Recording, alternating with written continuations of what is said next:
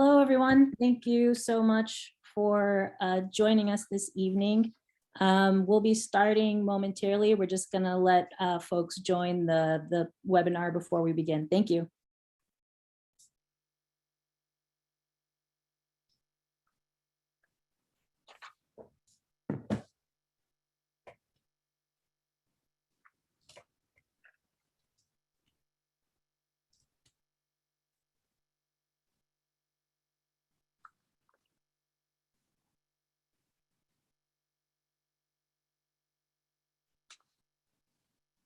Good evening, everyone. Thank you so much for joining us. We're going to be starting momentarily. We're just going to let everyone join before we begin. Thank you.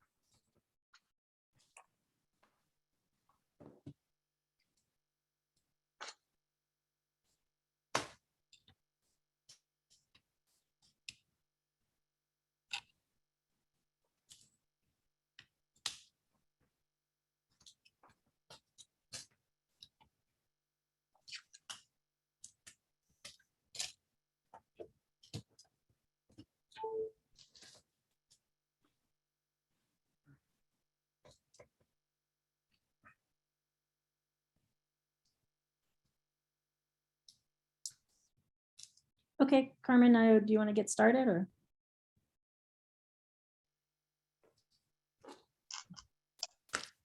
Yes, we can. Okay, can everyone hear me? Okay, you're seeing the presentation screen? Yes. Yes. Okay, perfect. All right, welcome everyone. Thank you so much for joining us tonight. We're here to discuss and review some of our previous engagement efforts. And tonight we're going to focus on the visioning results from our in-person workshop, as well as our other engagement opportunities we've had. Tonight as well, we have translation available in Spanish and in Polish. So if you see the interpretation button on the bottom of your screen, please feel free to select the icon so that someone can assist you. Some ground rules for tonight. Please make sure that you're muted during the presentation. The chat function will be disabled at the moment. We will be having a question and answer session, so please take advantage of the question answer function. During this session, you will be able to raise your hand. You'll be unmuted, and we ask that you just state your name and the community you reside on, and if you have any other affiliation you would like to recognize. And we also ask that everyone is just respectful of everyone and just try to be courteous in your questions. The agenda for tonight, again, we're going to do some welcome and introductions of our team. We're going to discuss why we're here. Definitely the goals for today. Probably some of the more important things of why you're all here is just recapping of what we heard from our in-person workshop, as well as our survey and other engagement opportunities that we've had. We will review our development schemes. We're going to then have a larger kind of reconvene discussion and just have a larger in general report out of what we're hearing. And we're going to also have an opportunity to have some question and answers for you. And if we don't get to all of the answers, we definitely make sure that we follow up on those. Then we're going to have just wrap up the next steps so that everyone can just know what timeline we're going to be working with. Again, my name is Carmen Martinez. I am with the Department of Planning and Development. I am joined tonight with Alderman Raboyes from the 30th Ward, James Harris, and I will let Mark introduce our consultant team. Thank you very much, Carmen. I'm Mark Hopkins. I'm the Executive Director of the Chicago Central Area Committee. We're a nonprofit organization founded in the 50s. We're basically a think tank that works in kind of thinking through the long-term strategy of the built environment of Chicago. And our goal is to ensure that Chicago is the best place to live, work, and prosper. And I have to say we're happy to be partners with our friends at the Department of Planning and Development and Alderman Boyres. I'm happy to introduce our team. We've assembled a team that's come together as volunteers. They're not charging for their time, and they've put together the process by which we're going to show you the information that's gleaned from all of the work we've done in the community. So we've got two co-team leaders with Design Workshop and HNTB. Our friends are working on significant parts of design at JGMA. We have friends at Burns and Walsh Evaluations, and title work by Near North Title Group and our friends at Chicago Title Insurance Company. I'm happy to say that this is a kind of an offshoot of the successes that have been experienced in Best Southwest. And I think it was great of Alderman Reboiris to identify this particular parcel as something in the Northwest side in Avondale that could benefit from the experiences we've learned using that process. So that's what we're going to see today. The people you'll hear from are our members and are, again, working for us at no charge. So I want to thank them each individually and as a group. So thanks for that, and thank you, Carmen. Oh, thank you so much. Just a real quick summary of our goals, and apologies, seems like we're having some font issues here. We're really trying to create a framework for any future development that would happen at the site. With this exercise, we're definitely trying to leverage the community assets that help catalyze mixed-use development. Also making sure that we're providing a community-led framework for redevelopment of this key opportunity. Leveraging development to provide affordable housing and providing improved pedestrian safety, increasing walkability. We've all been to the site. We realized there's many challenges with the sidewalk and just access in general. So that's going to be one of our main focuses as well. And just assisting to make this neighborhood destination something that's publicly accessible and something that's providing open space with ground floor active uses. And now I'm going to turn it over to Commissioner Cox.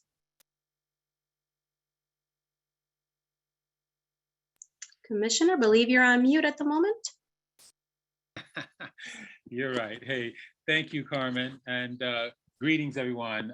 Good evening, and thanks for joining us tonight on this continued session about the future of the Belmont Triangle and its potential, really as a community anchor for Avondale. Again, it's a visioning session. It's where we start to explore development concepts for vacant land and underutilized land on the block. And it's really important for people to remember that the things that you'll see are not actual projects, and the city is not developing the land. What we're doing instead is creating a vision for the site that is wholly based on your input. And once your vision is established, DPD will seek to issue a request for proposals to see if a development team can match your vision.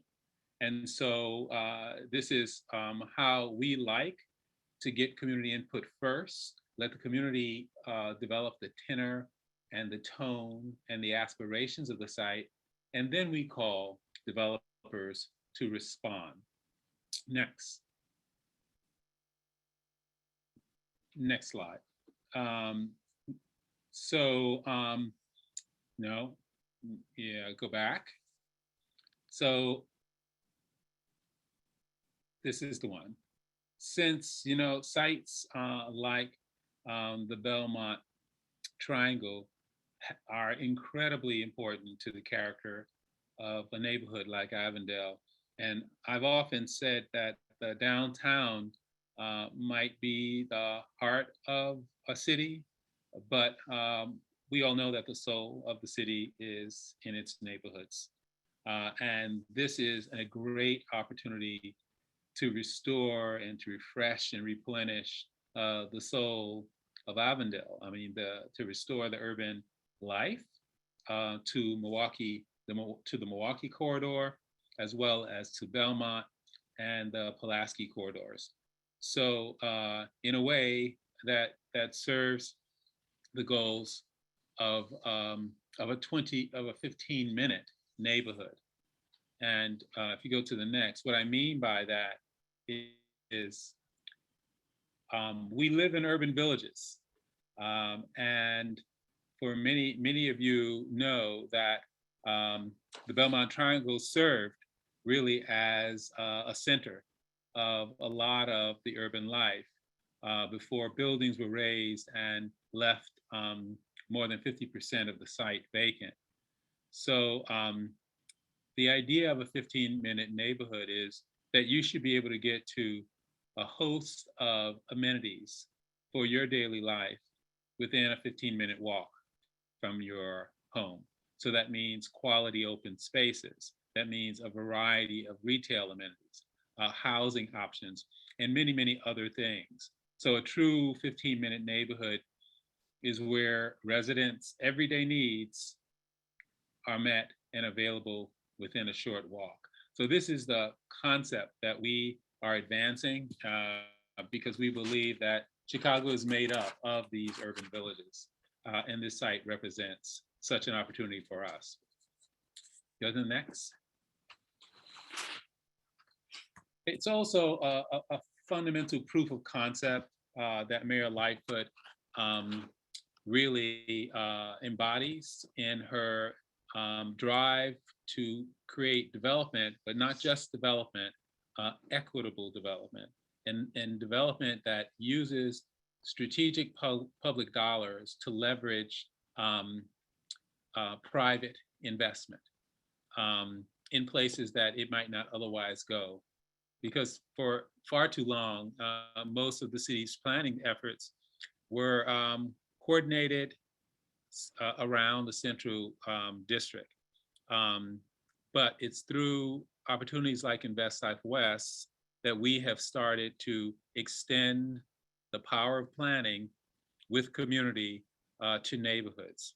So we're trying to make a real estate investment in Chicago's neighborhood that leads to equitable development citywide, and to do so in a way that grows the population, but grows it inclusively. Next. And so I thought I'd just share with you this approach as it's played out recently in Back of the Yards. This is something that DPD has been pursuing through the Invest Southwest initiative, which, as you may know, has targeted 10 historic retail corridors on the south and west side. In Back of the Yards, for example, we are coordinating now more than 240 million in new public and private investments that include a new mixed-use housing development at 47th and Ashland called United Yards. It's the upper left-hand corner. A new streetscape on 47th Street in Ashland. A new library, which is going to be located in this district. And there has already been built a new high school. And then there are multiple other smaller shops that have received grants to get started. And you're seeing one of the local entrepreneurs who opened up Back of the Yards Coffee, Jesse, and he's now a part of the development team that will be doing Back of the Yards Brewery, which is the image you see on the upper right-hand corner. And so, again, all of these are adding to the kind of incremental but inclusive growth in the neighborhood. Go to the next slide. But this is what is important to us. In this particular case, the Site A in red, that was the only public land that the city had, and we put out a request for proposal. But what the developers came back with us was a much larger and impactful strategy to restore an old department store, the Rainbow Building, and to reinvest in senior housing that was down the block, and that brewery that you saw, and 3 flats on Site D. And so this area has now a pipeline of development that is attracting other development because of this first catalytic investment. But most important to us, if you go to the next slide, is how this started to spur additional development. So you see the former Aronson site, which is under ownership of a local nonprofit, Back of the Yards Council, that are now looking at redeveloping affordable housing, mixed use, as well as anchored by a new branch library. And so you can begin to see that one development with a very conscious effort begets another. And at a certain point, you begin to have a micro district that is all towards revitalizing this 100% intersection of Back of the Yards. Next. And because we were very intentional about how we put out the RFP and how the development teams were to show up, we have one of the most diverse teams that are assembled to do this work. That includes, it's a joint venture between Celadon Partners,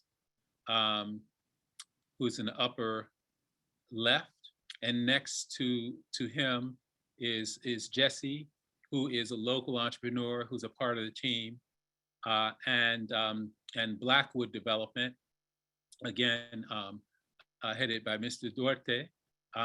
And you can begin to see how, because we put it in our criteria, that the teams really should reflect the community in which they are trying to develop and invest in. That is how they showed up, and they came together with a beautiful, beautiful team that is anchoring this investment, and it feels like the community. It looks and feels like the community that they're investing in. If you go to the next slide. So we've done this now in 10 different communities, and you see them listed here. But what's really important about this is the number of retail establishments that were all called out as desired amenities for the community.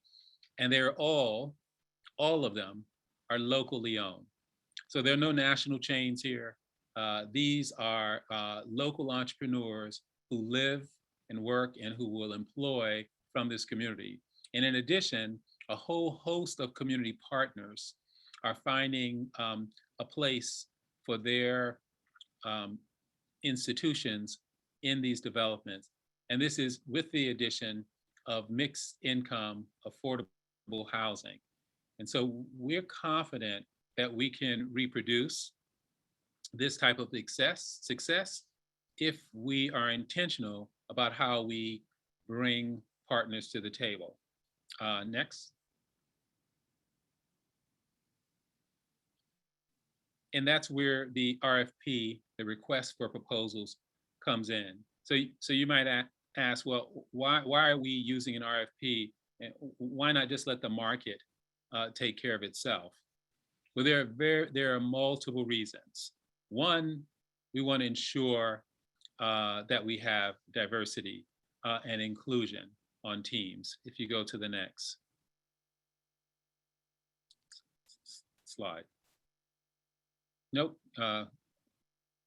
Yes, that is the slide. So important, if you go to the next slide. When we put out a call and we spelled out the criteria for how developers should show up, this is the result we got. 20 of the 24 proposals were led by minority developers who worked in joint venture with majority developers, an important distinction. And again, it was because it was a part of the criteria and a prerequisite for participating. Next.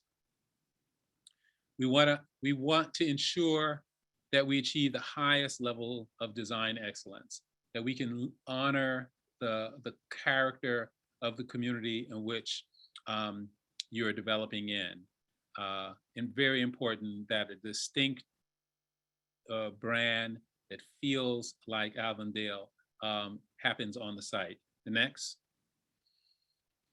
As we've said, we believe fundamentally that a community should drive the vision. So before we even call for developers, we start with visioning and discussions that we're having here tonight. Next. And it's important for transparency that we create an inclusive process. In the Invest Southwest process, we had Meet the Developer night. So all of the respondents were presented before the community. The community had an opportunity to ask them questions. And when we proposed these, we received as many folks on the line as are on the phone tonight, in the meeting tonight.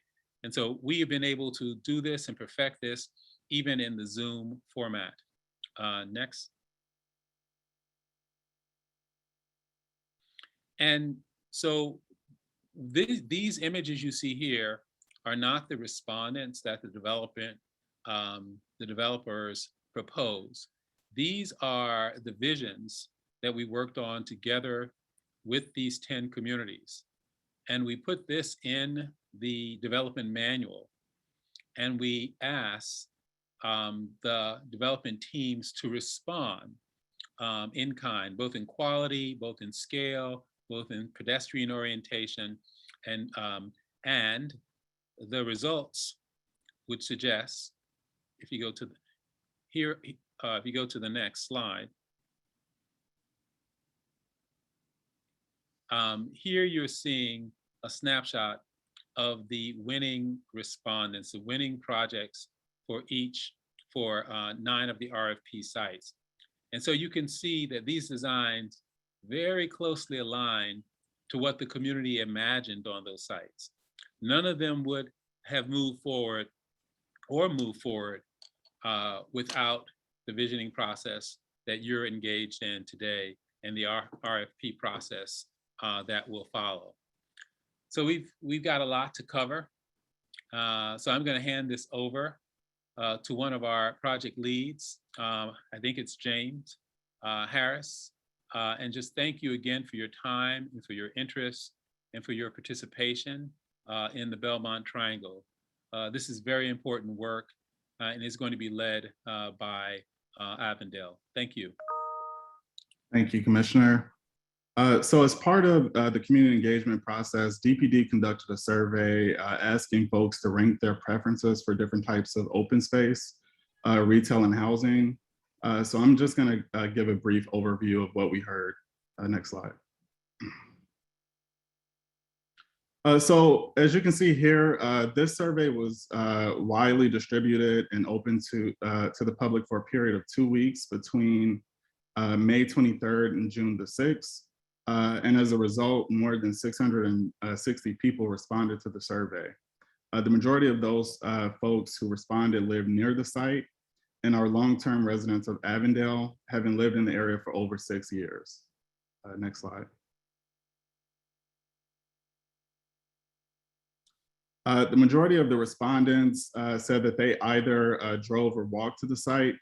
And as you can see on the bar graph to the right, there was a high degree of interest in developing the site with open space, restaurants, and retail.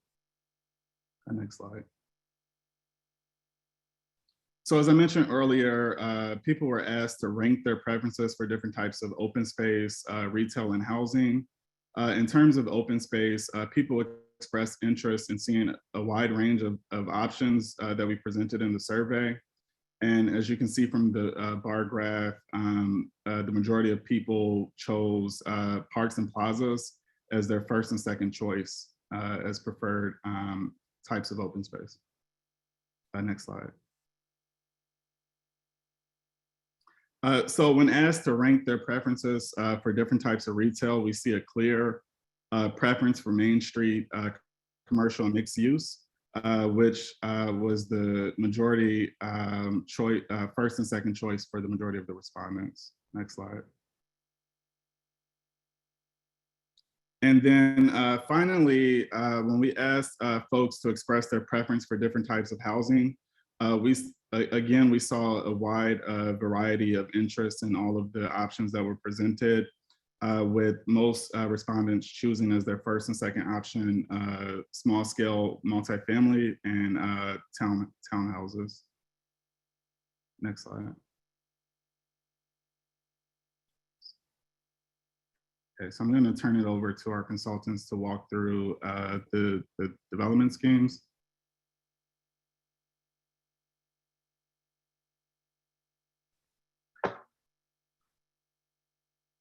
I can tee these up a little bit real quick, James, just to give a quick overview, if that's all right. Go to the next slide. So in response to what we heard at the last engagement session, we developed 3 preliminary schemes based on input, based on sort of some of the logical uses for the site. And to reiterate what Commissioner Cox said, these aren't meant to be projects. You're not having to choose 1, 2, or 3. These are different scenarios that could be used to develop the site or sort of set the vision for developers to respond to. And as we've heard, open space is a really key driver for how we arrange the site. So these take 3 different approaches to how we can use the open space as an organizing element, and then sort of fit in to then identify development parcels and allocate different uses and types of development in those areas. So the first scheme we're calling the Passage, and this uses open space as a linear connective element to really allow people to move through the site, to move through the triangle. You know, there's active neighborhoods on all sides, the school to the east, of course. So really designing this open space to welcome people in at key crossing points and allow people to move to the site as a for public open space. And it really sets up 3 clear development sites that could be phased in over time. The second scheme we're calling Gateway Parks. We heard from Lottie that there's a desire to have a larger open space, and the preferred location was on Milwaukee Avenue. So this sort of addresses that desire, places a large community open space on Milwaukee with secondary or urban plazas on the other street frontages that all welcome the people, community into the site, and creates really a special hub on Milwaukee as a larger gathering open space. And again, identifying parcels of varying development types and density that can be phased in over time. Finally, the Courtyard scheme really looks to sort of do an internalized open space, but one that is still very open and accessible to the public. You can see, hopefully, there's some narrow walkways from each street frontage that welcome people into the park. This is not meant to be an enclave, but really a gathering space that's surrounded by active uses, so that it's activated and with eyes on the park sort of 24/7. So I think the team is going to walk through each of these in a bit more detail, but that's just sort of a high-level overview of the 3 developments that we've heard where they have lined up.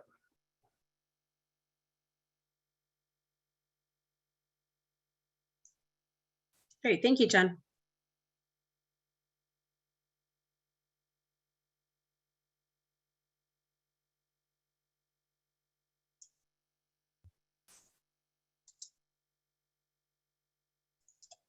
I can talk about these initial slides. My name is Aaron. I'm an architect with JGMA. So I actually live in the area as well. But Belmont Triangle, we can see situated here in the middle of several neighborhoods, but also sort of the heart of Avondale. So go ahead and the next slide, please. So here, sorry, I got to move my Zoom thing here. We just tried to locate different types of sort of public amenities in the neighborhood. So you can see the color key on the left, pointing out schools, parks, community service, and grocery areas. So there's not a lot real close to the triangle, but there's quite a bit in the surrounding areas. Go ahead, next slide. This is sort of a transit study. Of course, we all know or most of you probably know, the blue line is a little bit of a long walking distance from here. So we're not really close to the L service to get downtown and to the other neighborhoods. But of course, there are some bus lines on Milwaukee, Pulaski, and Belmont surrounding on all 3 sides. Go ahead.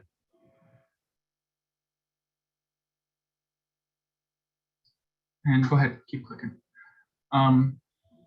This is just sort of a zoomed in look at the same kind of data we just looked at, but you can see there's not a lot of park space. There's the Parkview Park just to the east, but it's not really big. The charter school along Milwaukee, and some sort of community service spaces around there, but not a lot of real public space. Go ahead. And again, just a zoomed in view of the transit. So several bus lines, but not a lot of real rapid transit in the area.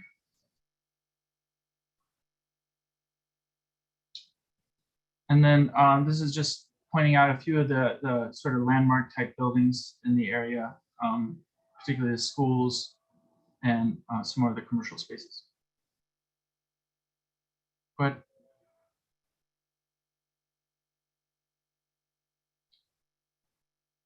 And I'm sure the design workshop guys would love to jump in on these, but this is just sort of the iconic view of the first version, the Passage Park. So you can see kind of just highlighting the open space on the site in a very simple diagrammatic form for you. So go ahead. And what that means is that, like John pointed out earlier, you have like passage through the whole triangle from all three sides, and it just sort of leads that public space out into the neighborhood. Good. And then this is starting to get a little bit more realistic here, where you can see we're dividing those spaces that aren't open space into 3 development parcels, so that a site this large can be phased in construction-wise. And then highlighting with the arrows the way we as the people in the neighborhood would move through the site. So the blue, of course, is the vehicle circulation. So they might move into the parcels from all 3 streets potentially. And then the orange is the public access into the open space. Go ahead. And just a bit more development here where we envision potential retail and community space being developed. So the orange could be retail space. So rather than lining all the streets with commercial, I should say commercial, not retail, it's not necessarily stores. It lines the open space within the site to make it a really active, open sort of village like the commissioner was speaking about earlier. And then the red area starting to highlight where we see like a large community or civic programming going. Go ahead. And then getting a little bit more and more realistic here, you can see the phasing starts to allow for multiple types of housing. So while the first floor is sort of public and commercial spaces, the upper floors would mostly be for residential purposes. So on the top of the screen, that's probably single family townhomes. Whether or not that's for sale or for rent, probably be up to the development team, but something we would build into the RFP. The light blue on the left might be a slightly higher density multifamily, and then on the right, potentially a sort of a lower building, but also multifamily building. By multifamily, I mean apartments, 1s, 2s, 3 bedrooms, things like that. Go ahead. Luke or Chris, perhaps you want to talk about the landscape. Yeah, thanks, Aaron. Hi, everyone. Luke Mish here, landscape architect and planner at Design Workshop.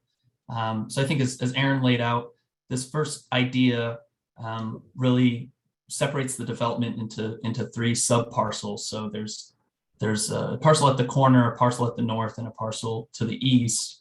And that's really driven around the central connective open space. So something very visible, very inviting from all 3 streets that pulls you through the space. And so, there's a number of different kinds of uses we could see in an open space like that. So what you're seeing here would be maybe some sort of a central lawn, a gathering space for folks to occupy, not only feeding in from the buildings immediately surrounding, but from the broader community. And then really punctuated by these more hardscaped plazas at each of the entries into the open space. So right along Milwaukee, along Belmont, and along Pulaski. So finding a way to maybe create outdoor dining or other ways of inviting folks to sit and stay and move into the space. We also heard from our last workshop that folks are interested in making sure that this is a kind of sustainable site. And so here we see maybe there's a stormwater management water feature that gets brought to the surface, moves water through the site and acts as an amenity as well that folks can enjoy. And so this one is really about what happens with these more connective open spaces that draw you through the site. And I'll also note here, and this is frankly true across all of these options, the idea of a welcoming streetscape, so that we're talking about comfortable widths of sidewalks, street tree plantings, and other landscape to be able to activate that street frontage. You can go to the next slide. So as we see that in 3D, Aaron touched on some of this, that the heights really build up at the corner of Pulaski and Belmont, really relating to the existing lofts on the south side of the street there. And then heights step down to nestle into the neighborhood more and associate more with the heights of buildings that you see around along Milwaukee and towards the northern end of the site. And again, that's something that came out of that initial feedback session we had with the community. And here we see another view there. Aaron, anything I'm missing there on 3D?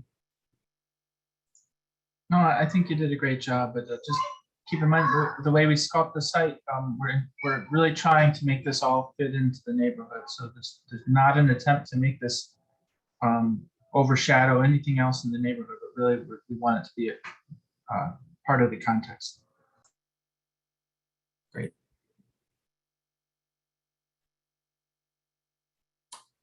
Yeah, Carmen, we can go to the next one, I think. Yeah, Go so ahead, this one's called the gateway. So rather than splitting the triangle like you saw in the last one with the sort of the passageway, we're dividing it by having 3 kind of entry parts or gateway parts on each of the major streets on the side. So you can see here the large one, like John spoke about, along Milwaukee, and then smaller plazas on Belmont, Pulaski. Go ahead. And then the parcels sort of get divided up when you take into account parks, but also site access here. So you can see 4 parcels.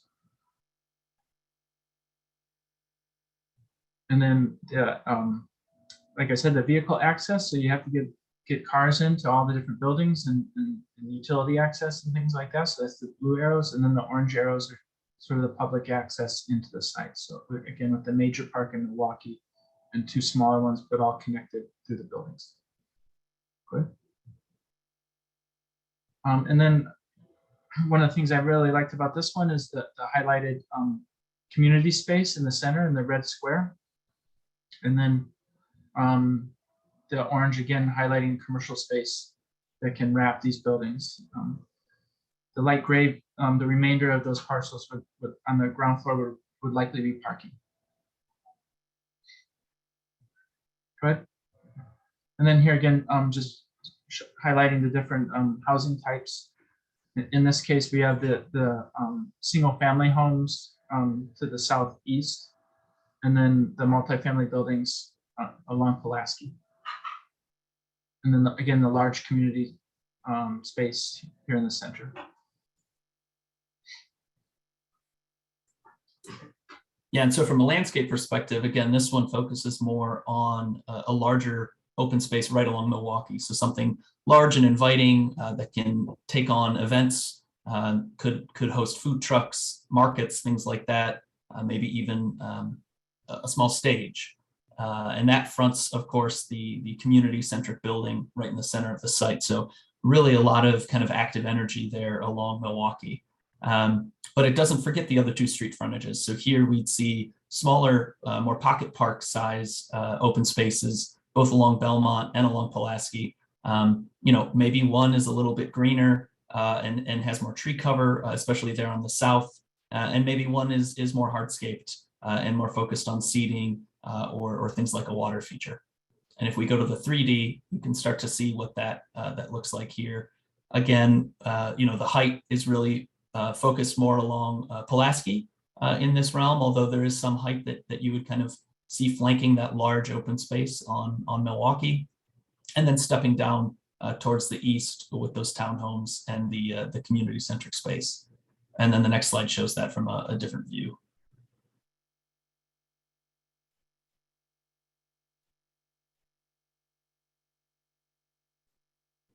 Yes, the third and last option is the courtyard option. So like this one really highlights the sort of triangle of the site with all the programming surrounding by the sort of the indoor program surrounded by a triangular open space here with kind of broad connections to the streets around.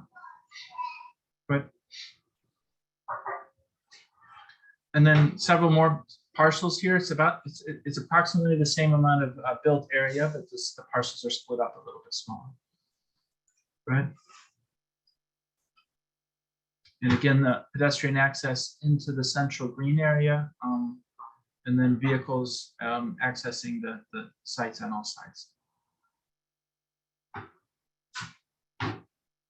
And again, here we have the sort of larger community space along Pulaski with the commercial space, mostly adjacent to Belmont, but leading into the site. So you can really activate that central courtyard area. And then the gray area that's not commercial would be probably parking.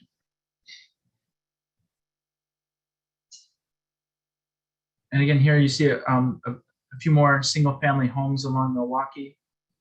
And these may be townhomes. So we're not talking about like detached bungalows or anything like that, but townhomes with vehicle access between them.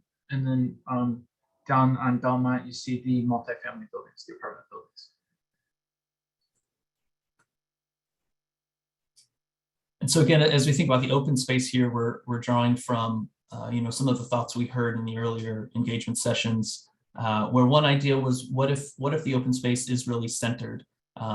It would still, of course, be a public open space, but would feel a little bit quieter and pulled back from all of the streets. And so that's one of the trade-offs for this option is you get a nice quiet central open space, but the kind of visibility to the streets is a little bit less. So here we see, again, maybe a large central gathering space that might involve maybe a fun shade structure to draw people into the site. Maybe this one has more areas for play, given its more central location. Might be more appropriate for a playground or even something like a splash pad. And maybe the routes that get you there are opportunities for small garden spaces or interesting little seating nodes as you walk in from Belmont, from Milwaukee, and from Pulaski. And so again, as we look at the 3D, you can start to see how that space is shaped. So again, this one keeping more of that height right at the corner there at Belmont and Pulaski on what you see on the north side of the image, and then stepping down as you move north towards Milwaukee. So again, this one a little bit of a different flavor, more of that intensity of use along Belmont, and maybe a little more residential focused along Milwaukee, with that central open space being the relief in the middle.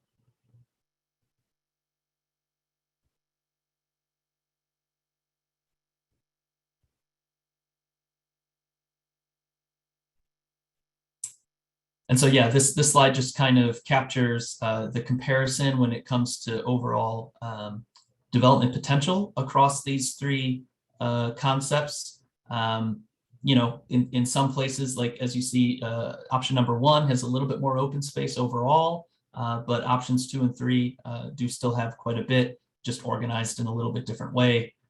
We might see different levels of units between the three, different square footages of commercial and community space. But all of those numbers, there's a lot of flexibility in those as this process moves forward.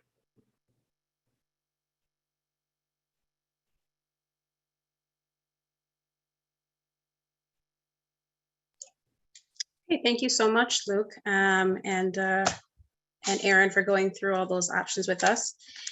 So now, I believe, yep, we're still in good time now. So thank you, everybody. I think it looks like we're starting to get some questions and chats going. So maybe this would be a good time now to start taking a look at some of those, or do we want to open up some of the questions that have been asked at this moment?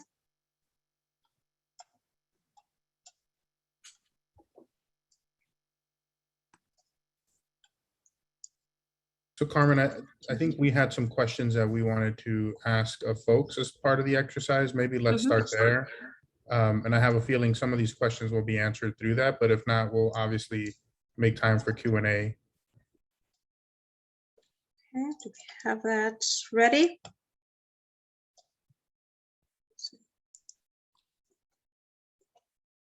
I'll put back up the 3 options. Yeah, so I have the guided discussion questions in front of me. I can read those, and I think what we were thinking is that we would allow folks to raise their hand, and we would unmute some folks to give some comments on these guiding questions. And I think we're gonna limit discussion to 30 seconds each, just so that we have enough time to hear from as many folks as possible. So the first question that we had was, which alternative do you believe presents the best open space park configuration for the neighborhood? And what kind of activities should these spaces host? So I'll allow, if you raise your hand, I will unmute you.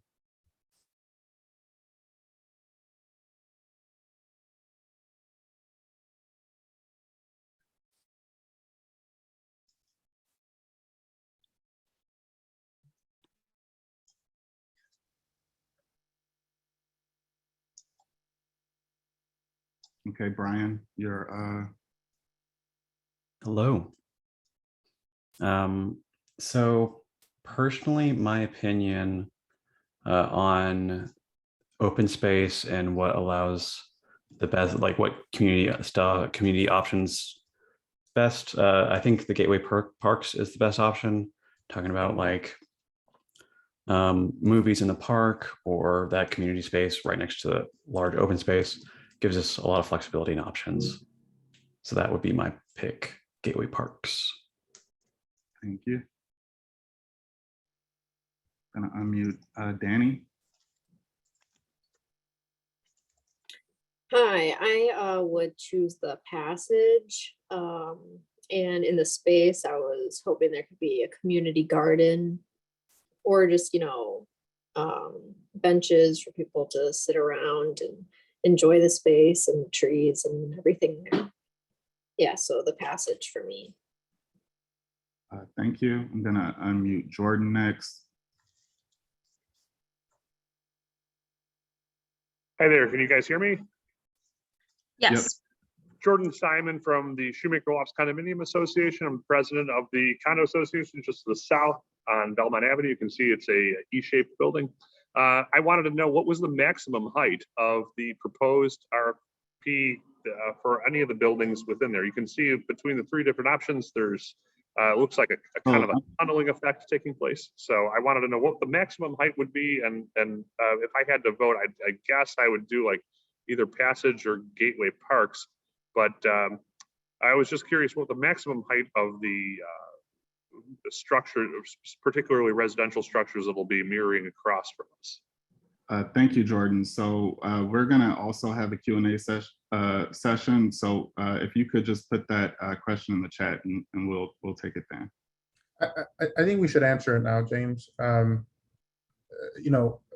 of the things that we're doing here, like we mentioned, is we're not really proposing a project. It's more of a vision of what's feasible and possible. So all of these are really, if you will, sketches of what development could look like here.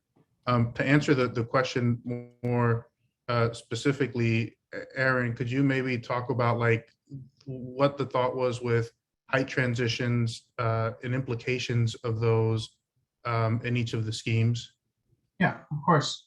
Yeah, we're as architects and planners, we're all like acutely aware of how concerning tall buildings can be to people, and try to be sensitive to that when we do these things. So you can see none of these actually exceed the height of the building that you live in. And we try to step these things all away. And you can see in this slide, this is a great slide to look at. Everything sort of steps down from there to try and match the height of the buildings that are next to it, match it, or try not to exceed it by maybe more than 2 stories. So it really sort of feels like it nestles into the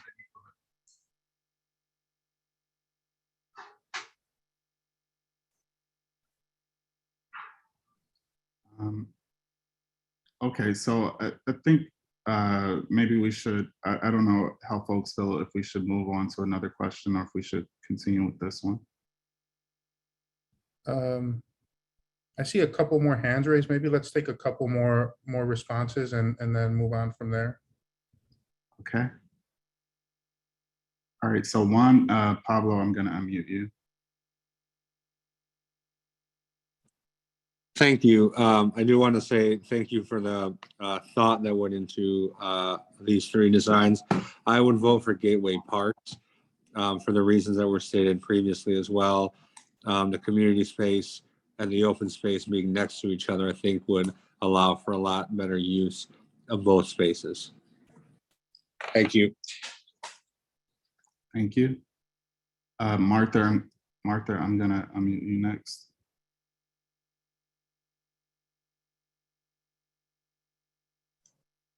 Hey guys, I like the Gateway Parks too, for the same reasons as everybody else is mentioning. I like the community area. I like the park facing Milwaukee Avenue. I think that invites everybody into the area. I think it's beautiful. I think that's the way to go. Thank you. Melissa, you'll be next.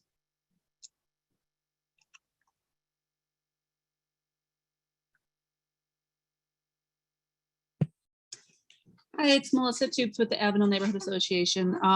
Personally, I think that the Gateway Parks is providing some of the best physical large open space, so with the adjacency to the community center. But I would love to see some of the incorporations of that was mentioned in the courtyard plan that incorporated some community gardens, some play areas for the children, and items of that nature as well. Thank you. Thank you.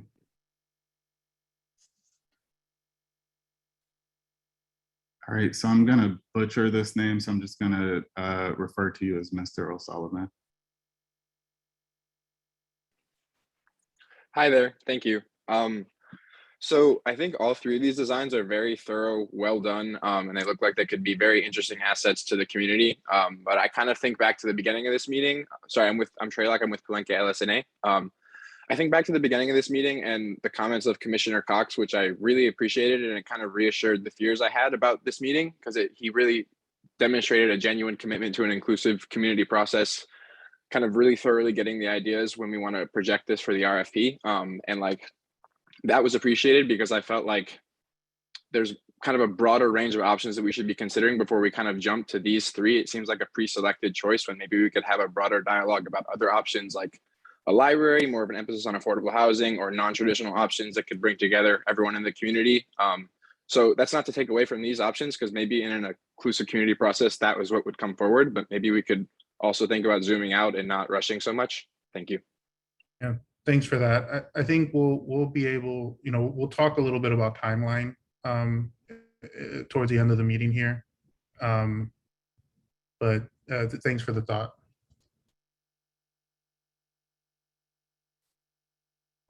So I'm gonna allow the next speaker to talk.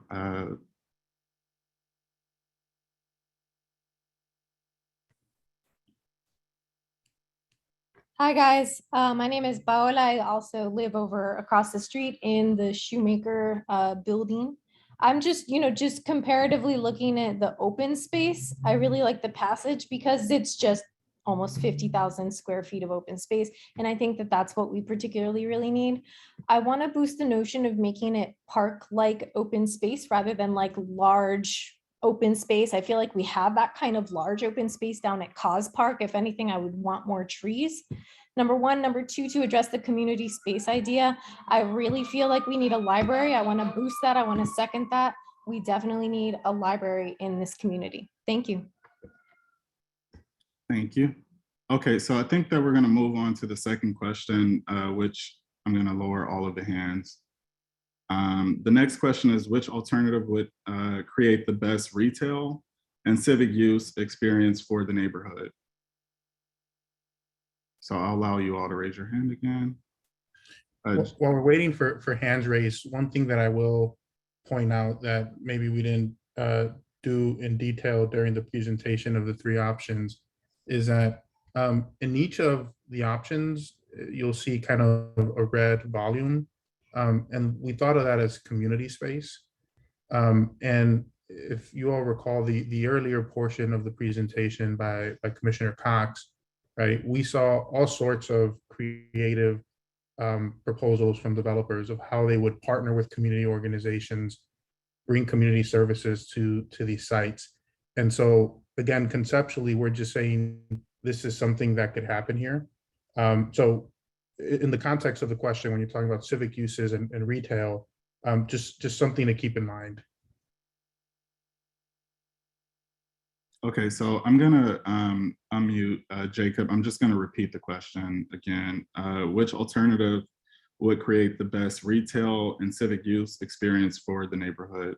So Jacob, you're allowed to talk now. I personally think the passage would create the best retail, but I like the way that the gateway would allow for a larger centralized park space. And I'm wondering whether the thing that I like the most about the passage is that it's 49,000, almost 50,000 square feet of open space. Would it be possible to move that community space in Gateway Parks onto the ground floor of the adjacent residential buildings, similar to the Taylor Street Library, so that that park space in the Gateway Parks could be even larger? And if it's even larger, then we really could have the benefits of both the passage and the Gateway Parks options, which I think are the two strongest from a community space standpoint and retail. Thank you. Thank you. Okay, Christian, you're next.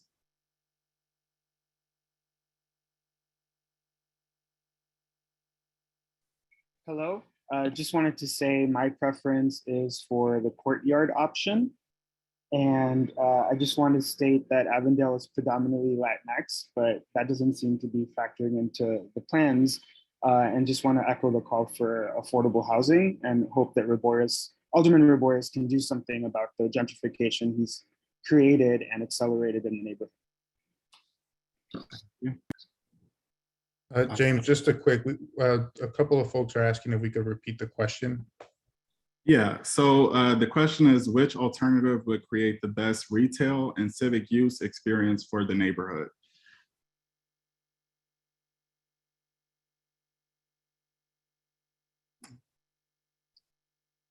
Thank you, Carmen. Jordan, I'm gonna unmute you. Thanks very much. And if I had to make a pick, it's a draw between the passage and the gateways personally. I think that, we really need to take into account commercial development. I mean, the area, if you look around Milwaukee Avenue, Belmont Avenue, there's tons of a residential development that's taking place. And I can't tell you that the area needs more luxury condos, but I can tell you that it would be really nice if we had some kind of like a mixed, more like upscale, like commercial, maybe like restaurants, plaza type things that could be intermixed with that open space. And that the passage looks like one of the better routes for that to take place. I mean, I do like the idea of a community center. Also, I wanted to bring in the point, I know I have a limited amount of time. Please take into account the amount of crime that's increasing in the area and Chicago and across our country in general. And then we should probably be coordinating with how we design this for CPD to be able to access the area in the event that there's something to take place. We don't want to pigeonhole ourselves so that people in need, if there's some kind of emergency or some kind of crime taking place, that police officers will be be able to access the area. So that's kind of a partial concern to me. So it would be great if we had all these things, but also I wanted to take into account some like practical like logic, you know, what's the most important thing, like police and fire response to me, like being able to access the area. So I would say like passage and gateways looks good. Gateways is a little more pigeonholed. Courtyard I can't necessarily agree with, but I would have to go with passage if I had to pick, or gateways. But Thank you. Thank you. Yeah, we just needed to move on for time. Thank you. Yeah, so let's, I think you'll be, well, we have one more, so I'll let you if you're quick. Let's, I'm gonna unmute you. Hi, well, with respect to the best retail and civic, if we're looking at just that question, I really was thinking the passage, of course, you know, between passage and gateways, that was like where I was kind of, you know, kind of having, like just in the middle of the road, like trying to figure out a way to combine both, like someone else said. But passage, you know, you have the, like someone else also mentioned, like 50,000 square feet. So there's a lot more of open space. And then also, you know, it seems like the way the layout is, if you have retail there, it kind of invites people to have to walk in a little bit further to get to that retail space and maybe make it a little bit more engaging in that way. So I mean, I would say that I would also add that maybe you can kind of consider reducing the residential aspect of it, because I agree with the comment that was just made. There's just so much residential that has gone up in the area. So now if you're adding lots of more, you know, tall buildings, it's just like more that of what we might not necessarily need. But you know, I did notice the passage, it was only, I think it said it only was set up for like 225 residential units versus gateways had like 250. So Thank you, Lutza. I think we're gonna have to move on. Thank you so much. And I think Catherine, I think you'll be the last person for this question, because we still have 3 more questions. We want to make sure we get as many people to participate as possible.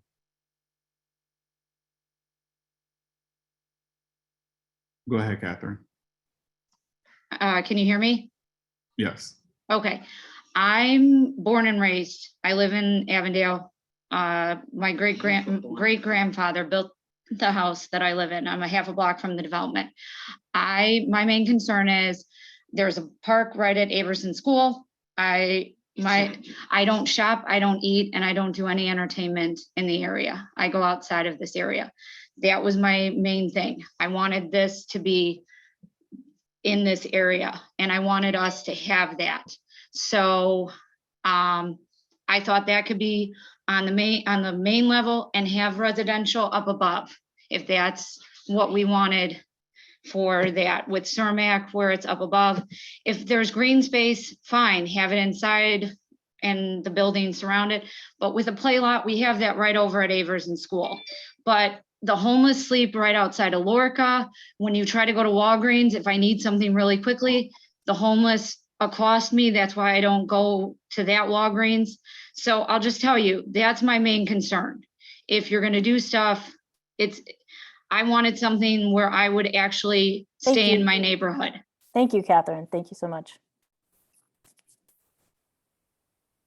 All right, so if we go to the next question, what are other non-residential uses you would like to see take shape on the site?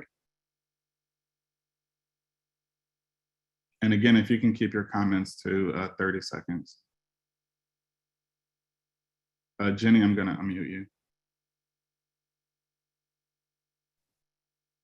Hi, I hope you can hear me. I live about 6 blocks away from the development, and I'm really, really hoping for a library, echoing what other people have said. We're one of the only neighborhoods in the city that doesn't have its own library. It takes me about 25 minutes on the bus to get to the Logan Square Library. And I feel like with any of the community space and the open green space that could be connected to the library to do events and movies and things for kids.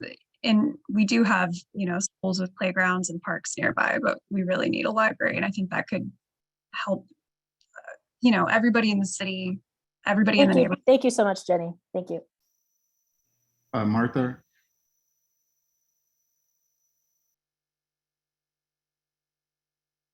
I love the library idea. And then if some of that Greenland could be a dog park, because I see everybody in my neighborhood walking their dogs. So if there was a way that we could make like certain times of the day a dog park, that'd be beautiful. Done. Thank you. We're gonna move on. Mark?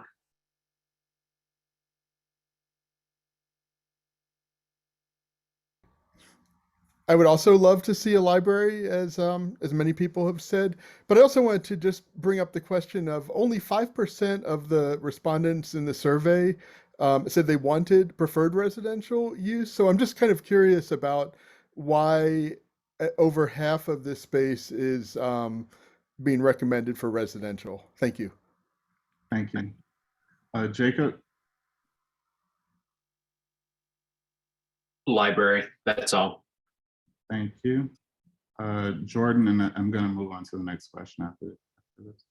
And just we should, sorry, before we move on to the response, we should note the question about why residential as part of the Q&A. I think. Can you all hear me still? Yes, we can hear you. Okay, sorry, I know everyone's saying library, but I also want to know that this is not city land. So unfortunately, I don't think that's actually going to happen. If I had to pick, I would say we should do some kind of upscale commercial where we have some kind of different areas, different restaurants available, specifically with outdoor dining. It would be great if we could incorporate that in next to like the open space. I know, like I've heard like library, but also keep in mind, like we need to collect tax dollars, and we could do so via commercial space. To answer your question, non-residential use, I think we should definitely try to incorporate some kind of al fresco outdoor dining mixed with the open space. Thank you.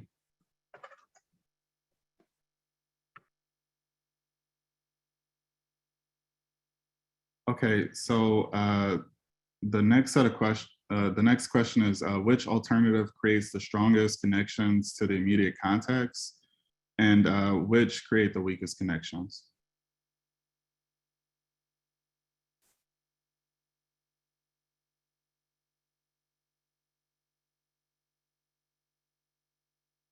Okay, go ahead, Christian.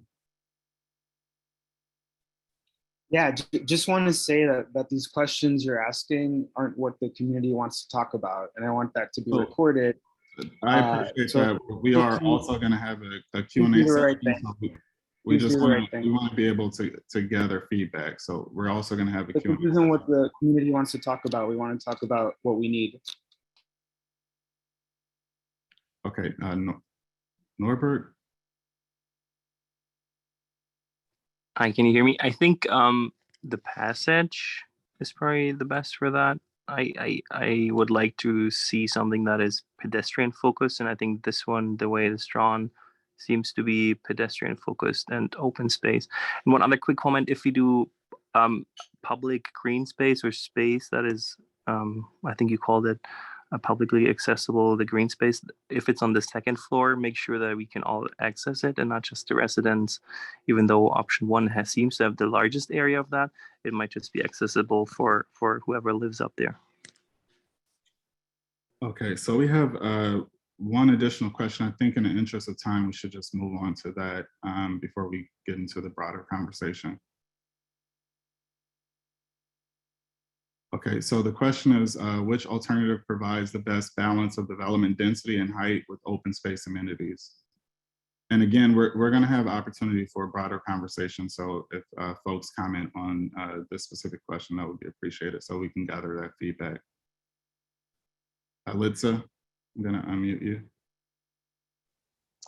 I think the passage does, because especially when you look at Milwaukee Avenue, you know, it doesn't feel like it's the claustrophobic feeling that the rest of Milwaukee Avenue is feeling. So I think that height, the density, at least along that route, and then like, I guess the way the picture shows on Belmont, that one residential building seems to match the one that's already there. So that's what I would think with that stuff. Thank you, Mr. O'Sullivan. Hi, thank you. I think in regards to this question, matching like density and height and just maximizing use of the space, I think I'd like to echo the comments of like a lot of people on this call today who've talked about a library. I think it would be great, and it'd be a great use of the space and make it feel open and lively, and you could combine it with a park or something. I think that looks like a really interesting option. And I just, yeah, that's about it. Thank you. Thank you. Jordan, and then Ethan, you'll be last. Okay, real quickly, I would elect for the passage.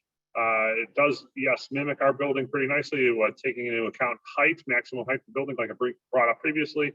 I am not in favor of library because I do know that this is not city-owned property, and so this is not going to incorporate any kind of like civic centers outside of like some community space. But if I had to elect passage, I would say that would be the route to go. Especially the fact that it allows multiple openings from multiple sections versus like center folding it all like the community space in one place. Thank you.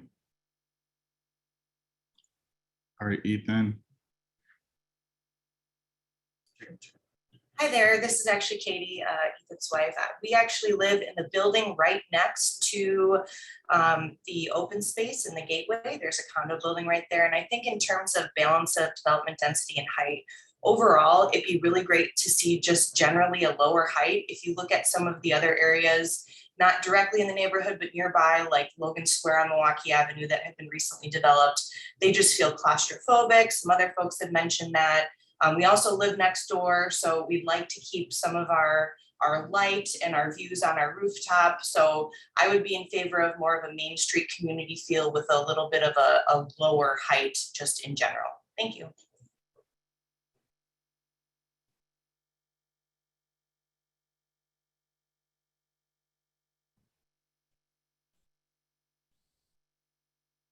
Okay, so I think we're gonna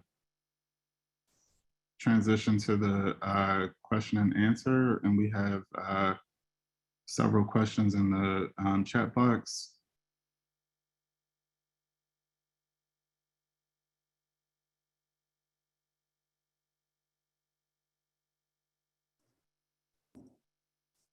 Yeah, so James, do you want me to read some of the questions for the group? I was gonna ask that. Great. Yeah, so first question up here is, will we see the results of the in-person visioning, which were overwhelmingly in support of affordable housing? I guess I could take that question. So obviously some of the presentation did go over some of the visioning results, but with all of these schemes in this development, given the square footage and the acreage, affordable housing would automatically be part of this development, regardless of what option it was. So that would be something that would be incorporated, and that's also language that we could place as a community request within the RFP. Great, thank you. So I think this is a good question based on the previous things that have come up. So can DPD or the Alderman comment on the possibility of a library? I can take this one. So the Department of Planning has had preliminary conversations with Chicago Public Libraries, and there is interest and a desire in having a library branch in the neighborhood, potentially at this site.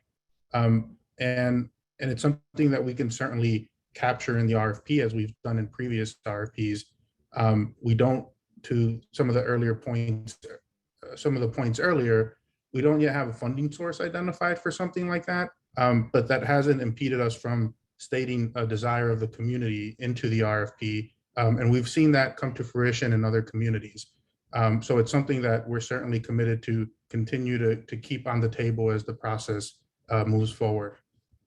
Hello, this is Commissioner Cox speaking. I just want to second that in the Humboldt Park Invest Southwest community, the reason that there's a library there is because the community requested that a library be a part of a development project. We did not know how it was going to be funded. It wasn't even land that the city owned. We simply put it as a part of a community desire, and the development teams responded accordingly. So now we're working with the commissioner of the library and the development team to see how to make it happen. So, you know, I think this audience has made it very clear that there's a need. The site is certainly a large site. I think, you know, I think your comments have worked it into the RFP. Now, again, the library then has to purchase the land that it's built on. It has to find an economic, financial way to do it. But that's what this process is all about when I said we're going to allow the community to shape the RFP. But thank you for your input, and we've heard you loud and clear. Thank you, Commissioner. Another question is, do any of these markups consider or even address the impacts to Milwaukee Avenue, which is a tight 2-lane with bike lane streets? And then it just, it's more of a comment that goes on to saying in other developments don't seem to address traffic flows as much or safety.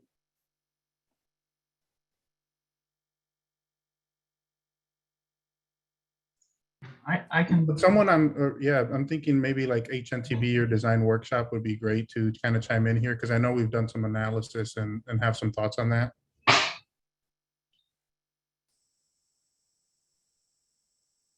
As is HNTB, we have absolutely thought about the traffic flow and particularly connecting the development to the adjacent streets through Melrose and Harding. We've also looked at the, we've started to look at, pedestrian safety, thinking about, where those crossings are located and what needs to be done in terms of, bulb outs. We also know that there's a lot of people taking the bus, particularly at Belmont and Pulaski, and thinking about, how the bus shelters can be improved. So it's something that, we're actively thinking about and incorporating into these.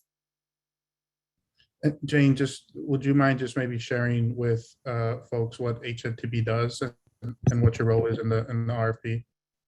Yes, thanks, Gerardo. So HNTB is an engineering firm in Chicago, and we focus on pretty much all types of infrastructure, whether it be highway designs, roadways, bus rapid transit, bus designs, multimodal planning, bike lanes, pedestrian infrastructure, parking management, really anything under the sun in terms of infrastructure, transportation policy. Thank you. There is a few questions kind of about how is DPD planning on collecting feedback on these specific proposal ideas before they're placed into the RFP. So Carmen, I don't know if you want to address that, or James? Yes, sure. Sure, of course. So tonight, I mean, I was one portion of our engagement, like we've done in previous events. There will also be, we're going to be doing Mentimeter polling in a short while. In addition, we're going to be placing the survey online for those that weren't able to attend tonight, to be able to see these different options and to provide some of their comments and be able to answer their surveys as well. Great. So there are a few questions just kind of about why some of these visions include ideas about affordable housing already. So I don't know if there's a Gerardo or any of Carmen or James might want to address that. Can you expand on that a little bit more, Gabby? So some of them so the questions are, will there be affordable housing in this? And then some of them are kind of asking, why is there already affordable housing being accounted in this? So I think there's just kind of interest to know what the stance would be on, a proposal that includes housing. Yeah. So, our affordable requirements ordinance basically on a project of this size would require that a percentage of any new units be affordable, just as a baseline standard. And I think that's where that viewpoint is coming from, right? That whatever development happens here, whatever residential development happens here, a percentage of that, 20%, if I'm correct, would be required to be affordable. You know, and I think this is a good opportunity to pick up on the question that was asked during the guided discussion around why so much residential.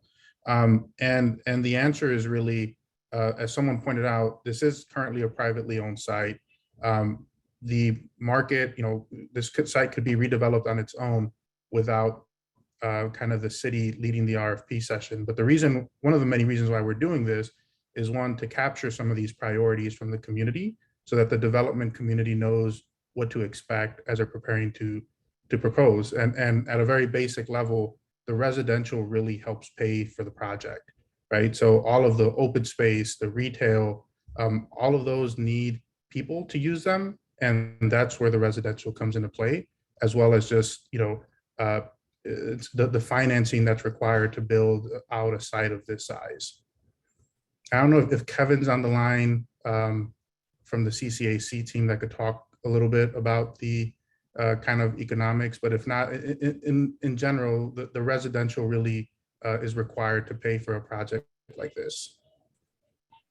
And Gerard, I might just chime in on the affordability aspect. I think similar to what Commissioner Cox mentioned about the library, you know, this RFP is a chance for the city to lay out the community's vision as developers are then responding to the RFP. And so, as Gerardo noted, the affordability requirements ordinance sets a minimum for affordable housing that would be included, but I don't think there's anything that prevents the RFP from stating the clear desire from the community for this project to far exceed that. Again, because it's private land, you know, there are limits to exactly what the city can enforce, but certainly the RFP can make known that that is, as we've heard tonight, a critical component of what the community wants to see here, exceeding those base requirements. Yeah, thanks, Luke. I think this is kind of a good question. Have other passage type developments had the issue of people just using it as a passage and the layout not encouraging gathering in more traditional park or public space usages? So I think that's just kind of more as a question about, you know, design usage and what the intention would be. Yeah, I think we can take that one. There's definitely the need to design those spaces well. Simply having gaps in development do not make great open spaces. They need to be designed as great open spaces. And so I think the goal in this RFP is to lay out clearly what the priorities are for folks. So again, we've heard vocally a lot of folks are interested in the passage, but you know, what does that mean at the scale of an actual space? And so in the language of the RFP and the graphics of the RFP, you know, we as a team will make sure that there is a clear definition that, you know, folks aren't looking as this is a cut through. It's really to create meaningful open space in whatever form that takes, whether it's the passage or some variant thereof. Great. So there's just some questions, and maybe up to you if you want to get into this later in terms about like next steps and what does some of the engagement look like going forward after today.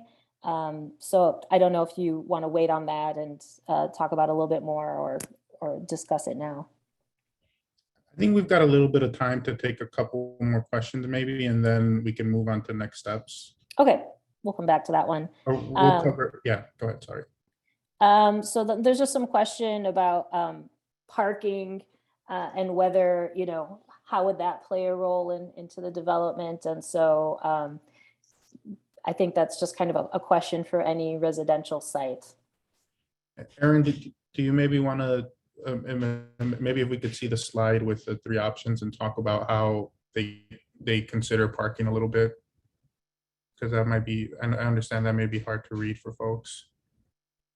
Yeah, so one thing that's important to remember is these are initial passes. So not everything is worked out, but I believe the goal with DPD is to get as much parking on the site as possible and get as close to one-to-one parking for one space per residence on you. The idea in these visions is to sort of maximize the open spaces, which is the main thing that we heard from the last visioning session.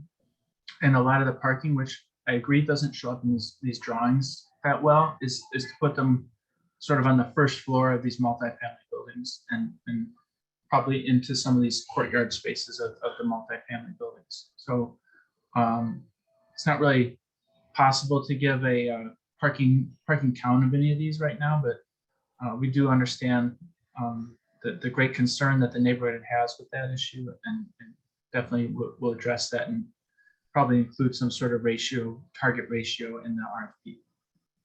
Right. So, and just for clarity, if you look at the passage, the gray box in the plan view, right, and in the gray box, those are all contemplated to be parking at ground floor, screened by active uses, right? So whether it's community or commercial use, the idea that the parking is kind of tucked underneath the building and hidden away and screened from the open spaces is something that the team has carefully considered.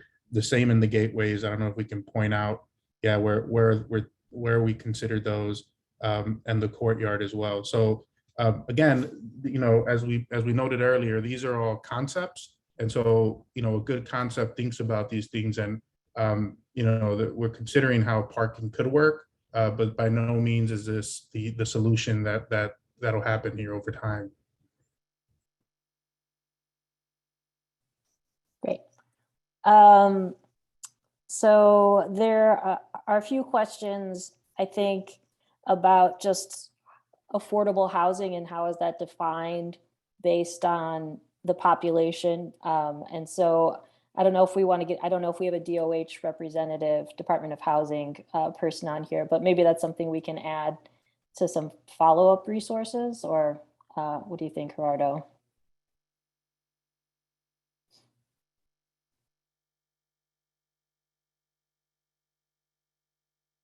Sorry, I heard my name. I lost audio for a Oh, second. sorry.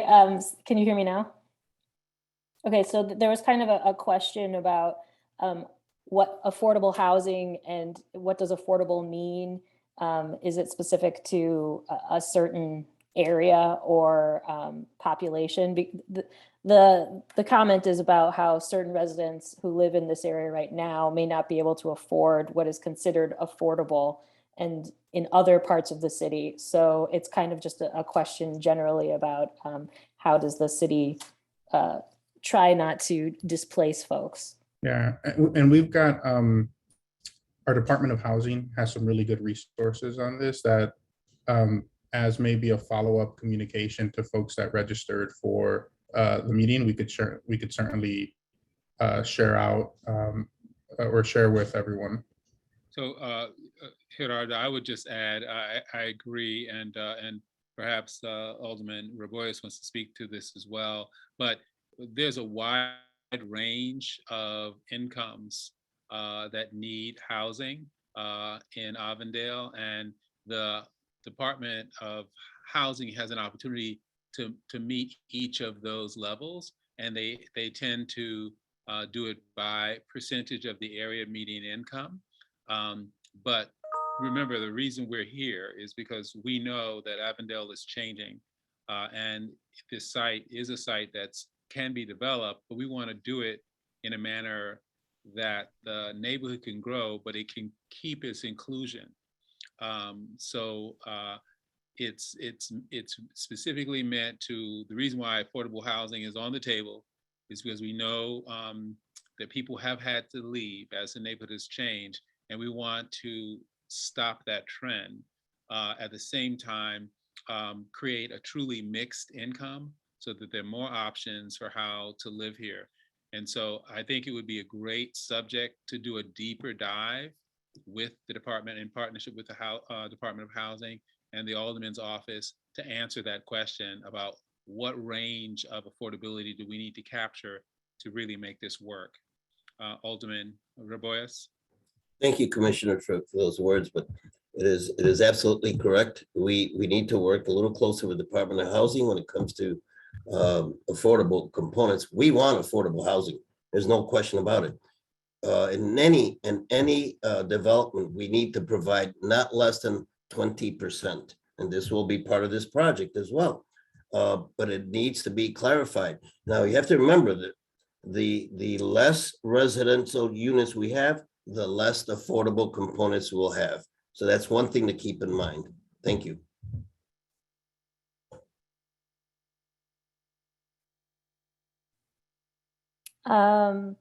So I don't know, James, if there's other specific questions you want to pull out of here, or what would you like to do next? In the interest of time, I think we should move on to our survey. Great. Great, and I can pick up from here. Thank you everyone for your questions. We're going to engage you in some Mentimeter polling now to get a sense of your reactions to these scenarios. And you can all join us if you open another tab if you're using a web browser, or feel free to navigate to the website from your mobile phone. You can go to www.menti.com and that'll engage you in the live surveying here. Once you're prompted to enter a code, you can enter the 12 15 40 87 code that you see at the top of the screen here. And that should get you started. We'll give folks just a couple of minutes to get plugged in. So again, that's menti.com, and you can enter this 8-digit code to jump into the survey. And what we'll do here is walk you through a couple of questions. You'll have a few moments to contribute your responses, and the way Mentimeter functions, we'll be able to see it all live as part of our discussion. We'll spend just a couple of minutes on each of these questions. So we'll be moving pretty quickly through it, but hopefully your responses can be recorded pretty soon. So again, that is www.menti.com, MENTI, and you can type in the 8-digit code that you see in the center of the screen and right on top. And if you're joining a little bit late, once we move on from this slide, that 8-digit code will remain at the top of the screen. You can enter that in. Okay, I'm going to navigate to the first question. All right, so our first question is, did your opinion about the best alternative for the Belmont Triangle site change at all from before we had a discussion and answered some of your questions versus after?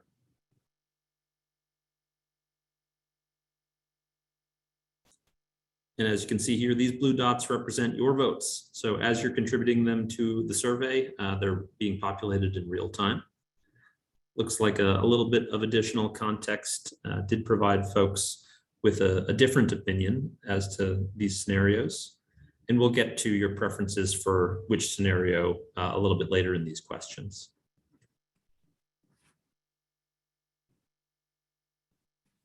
All right, so most folks saw one they liked and stuck with it, but we do have some that have a new favorite. That's great. We'll give this just about 30 more seconds for folks to respond.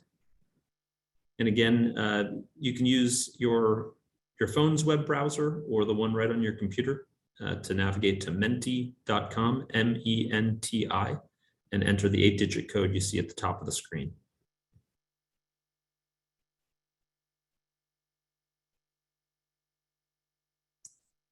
All right, well, we've got a range of opinions here. That's good to see.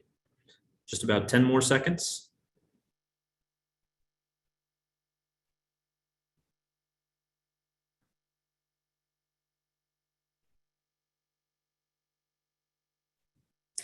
All right.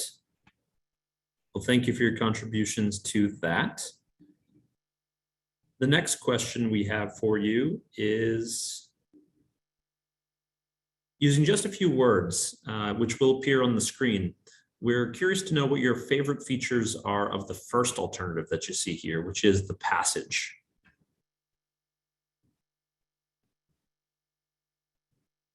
And you should be able to just type in a couple of words.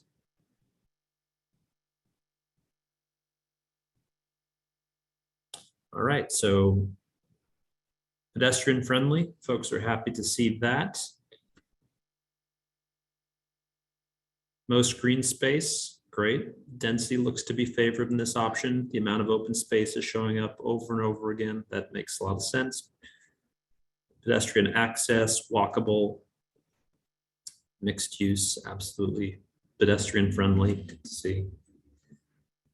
Access from all three sides, certainly that has its amenities. All right.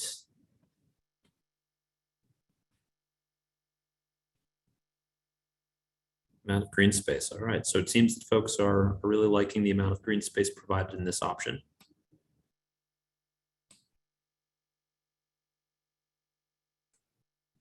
And I think it might be worth clarifying. I think the image on the screen might actually be the courtyard. Oh, did that get messed up? But I think we've hammered home the names of these enough that I think folks are indeed voting on the passage. So Indeed. Apologies for that. I'm not sure what got shuffled up there. Lots of open space, excellent. Community garden, green spaces. Thanks for those of you who've noted the wrong diagram there. All right, we'll give that just a few more seconds. Any final thoughts on option 1, the passage?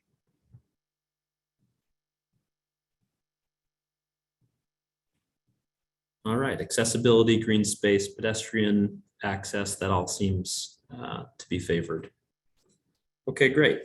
We're going to move on to the next question here, which is taking a look at scheme 2, and I can confirm this is the right diagram. Alternative 2 is the gateway, and this takes a look at the large park space on Milwaukee with a couple of smaller open spaces at the gateways on Belmont and Pulaski. So looking at these, what are some of your thoughts on this one? All right, so folks seem to be liking the large green space, the size of the park.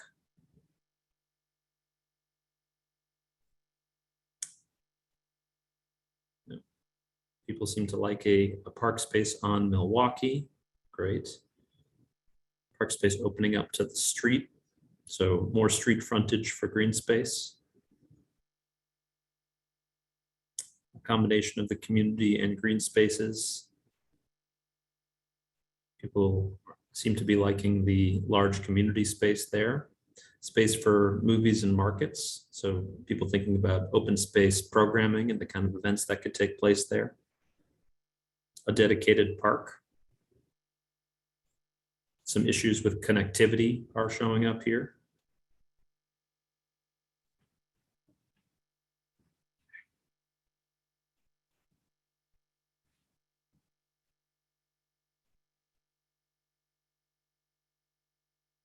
Large park spaces, it seems to be favored by some folks. I see some individuals are liking the idea of a performance space included on site.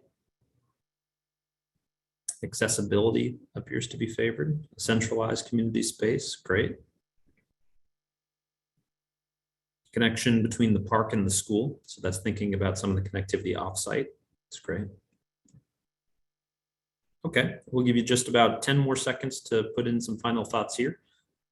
And keep in mind, the way Mentimeter works, we'll have all of this information accessible to us after this meeting to inform the next steps of the process. So you seeing your comments on this screen is not the last time we'll see them. Green space connected to community space, Lower Heights in Milwaukee. All right, great. We'll move on to the next question, which asks the same about alternative 3.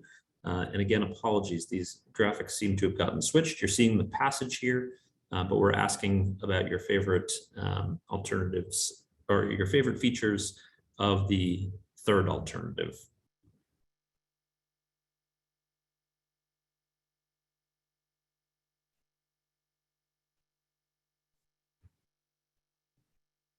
Affordable housing, let's see, park protected from traffic. So this is the courtyard scheme that we're talking about, which is the centralized space, the open space.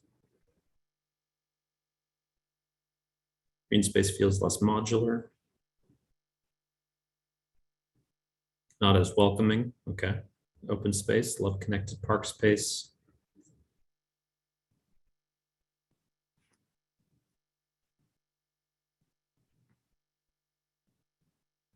A more intimate park space as opposed to one against the street, okay.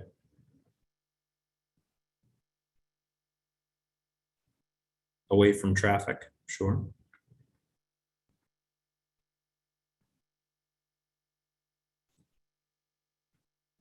Community space under housing, potentially visually, that person might mean.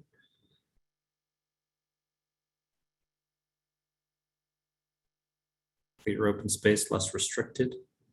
Okay. Great, and we'll give folks just a few more moments to contribute your last thoughts on option 3, which is the courtyard scheme. Quieter interior space.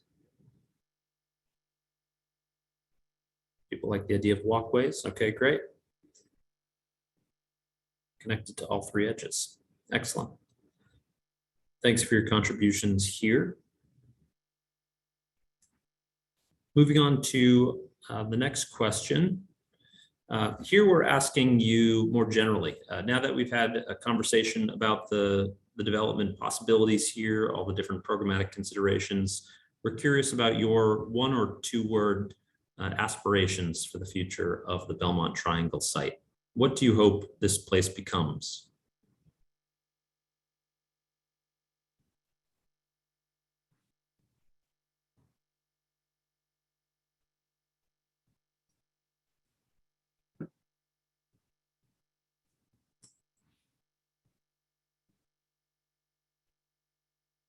All right, we're starting to see focus on community. Certainly affordable housing is a big community preference here.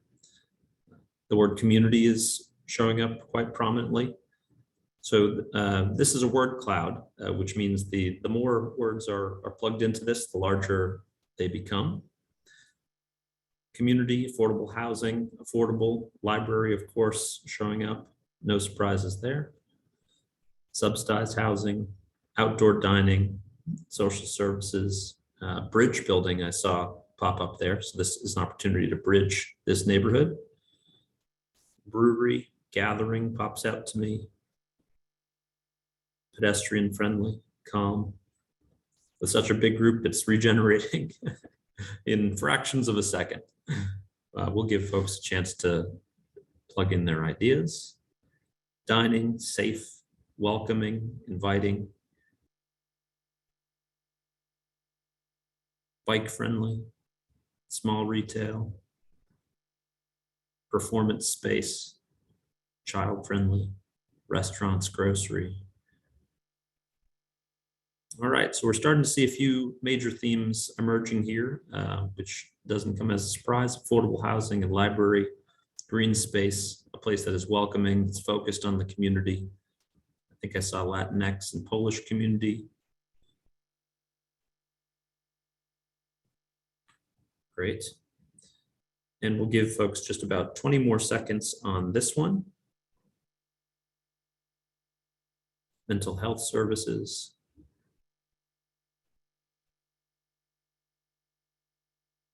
Shopping, accessibility. All right, just about 5 more seconds. Make sure you hit enter on whatever your last typed words are. All right, and thank you for your contributions to this one. All right, just a couple more questions for you here before we head into next steps. All right, so here we have a list of 4 things we've heard from the community that are priorities for the future of this site and the development that will take shape here. This question asks you to rank these priorities from your first priority down to your 4th. We certainly recognize that all of these might be priorities for you, or there may be additional priorities beyond these, but thinking about how these would be ranked from first to last priority. And if you're on your phone, you should be able to just drag and drop with your finger. If you're on the browser, you can do that with your mouse.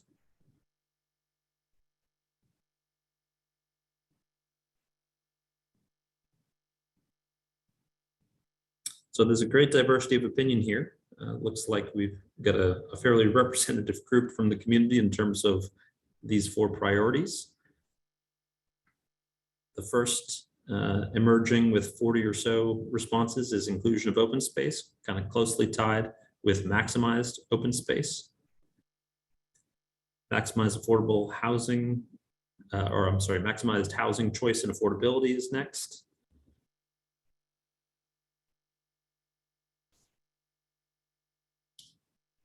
Lower building heights still a high priority, but falling behind the others.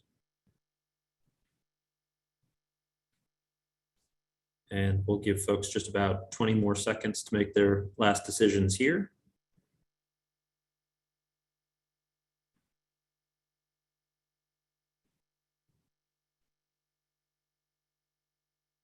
All right, so we're seeing a couple of priorities really emerge as closely tied together. All right, thanks for your contributions to that question. And now the final question I believe that we have for you on the Mentimeter survey here is, of these 3 alternatives, which one is your favorite in terms of what you think is best for guiding the future of development on the Belmont Triangle site?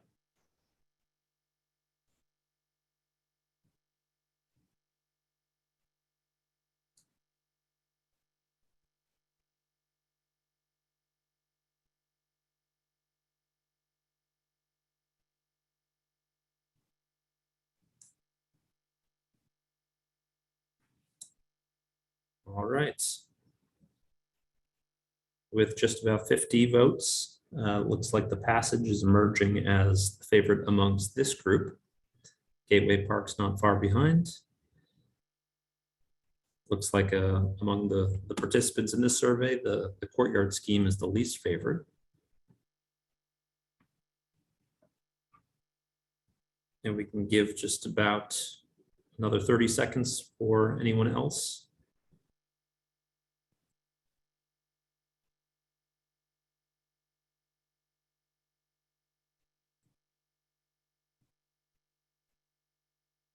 Maybe we don't need the full 30 seconds.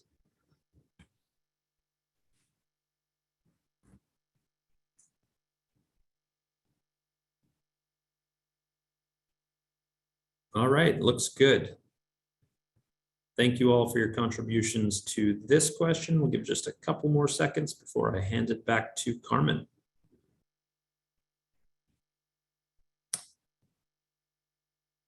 All right, thank you very much. We're seeing option 1 coming at the top with this group of survey takers, and thank you for your thoughts here. Yes, thank you so much. It's actually quite fun to watch. So I am going to share my screen. Apologies. And like we've stated before, this is just an exercise for attendees. There's going to be additional engagement opportunities, and we will also post how else participants can continue to provide feedback. But at the moment, we're going to go over what our next steps are, just kind of over our current timeline, and I'm going to turn that over to James. Thanks, Carmen. So as you see here in the timeline at the bottom, kind of shows our anticipated engagement events. So we are currently in the vision and engagement phase. We are now at the visioning results session. In the next phase of this project, we're also going to have opportunities for folks to engage. There will be a release of the RFP posted on the website, a pre-bid conference that will be available to the public. As we kind of head further into the process, there's going to be developer presentations where folks will be able to engage with the respondents, and evaluation committee set up, and additional engagement through selection and negotiation period. So this kind of just shows that we're going to continue to engage throughout the year and into next year. And as you can see, this process is a several months long process. So that's pretty much a summation of the next steps and timeline. And I'm going to see if there are any other folks who want to speak on this from the city side before we move on. Yeah, I'll just chime in, having led a number of these with our Invest Southwest RFPs. And I think, the key takeaway for folks here, and I know I've seen some comments and questions in the chat around wanting more involvement and more opportunities to chime in. Those are coming. And that's really what this timeline is trying to demonstrate or visualize for folks. In the best case scenario, we're looking at least an 18-month process before a development is approved here. And within that time frame, there will be opportunities for the community to work with, well, first of all, to choose a development team, and then work with that development team to refine a scheme, to refine priorities with DPD at the table. So there will be, over the next several months, year, really, there's going to be plenty of opportunities to continue to have the discussions that we've been having for the last 3 to 4 months. And we look forward to it. And I think we forgot to mention, after this session here, there will be a survey that's going to be posted on our website with the presentation. So again, there's going to be additional opportunities to weigh in and provide feedback on the survey or on these schemes that we've developed. Alderman Revueras, any closing comments? No, I just want to thank everybody for attending this evening, and you guys did a great job. And I want to thank the community for voicing their opinion. We saw housing, but one thing that we need to remember is that the less density we have, the less affordable housing we will have. It's a private development. I will fight to do the best we can to get affordable housing, open space, and we should get it, but it's going to take a while. But I want to thank everybody for their input and their consideration this evening. Thank you guys.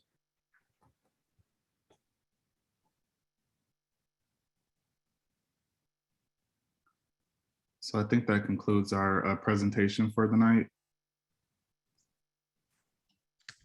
Yes, it does. Yep. Thank you, everyone. And just a reminder, I mean, the survey is going to be open for 2 weeks. We will also be posting images of some of the concepts you saw tonight. So there will be, still time for people who weren't able to attend, or if you still had additional comments you wanted to provide to us, that's still going to be open, and we're going to try to get that up this week.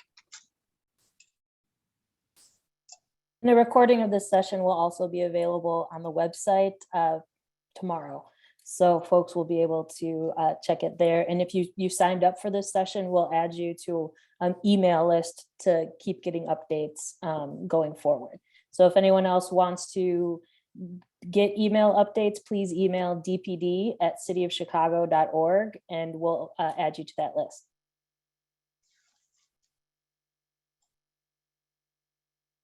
Thanks, Great, well, everyone. Have a good evening. All right. Thank you. Thank you, everyone. How are you on?